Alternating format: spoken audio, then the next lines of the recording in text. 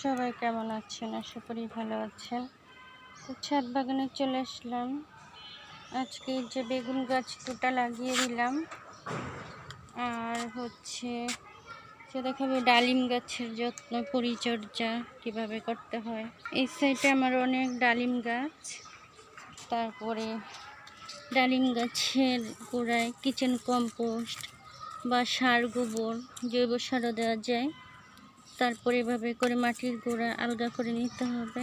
তারপরে গাছে মরা ডালপালা থাকলে এগুলো ভেঙে পরিষ্কার করে দিতে হবে, কিছু স্প্রে করে দিতে হবে, তাহলে আর রোদের জায়গা রাখতে হবে, মানে কিন্তু সুন্দর এইরকম এই যে ডালিম ধরবে।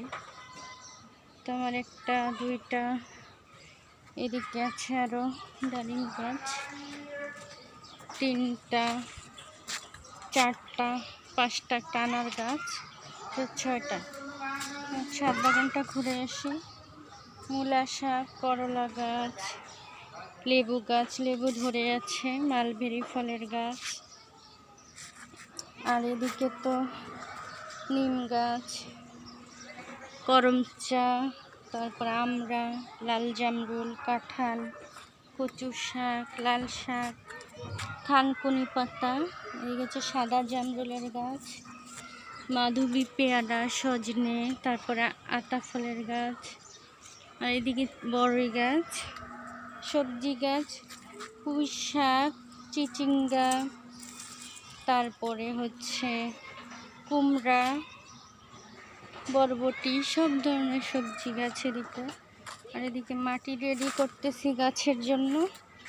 এদিকে সফেদা গাছ, আম গাছ, পেঁপে গাছ, তারপর কিন্তু সিম গাছে আরও ফুল এসেছে, এদিকে সিম ফুল, আর টমেটো গাছে ফুল এসে গেছে সুন্দর।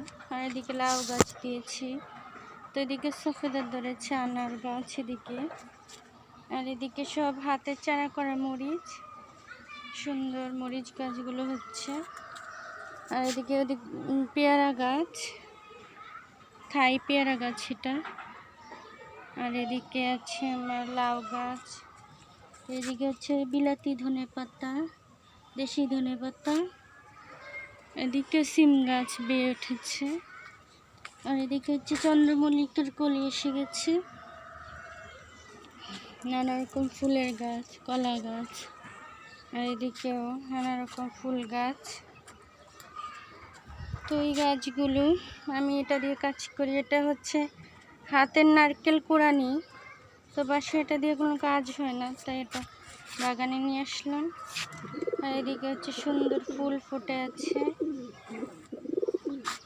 ফুল গাছগুলো সাইড করে দিয়েছি। আজকে যে সবজি পচিয়ে গাছে দিয়ে দিলাম সার করতে। আর এদিকে হচ্ছে ড্রাগন গাছ, আর কামরাঙ্গা গাছ।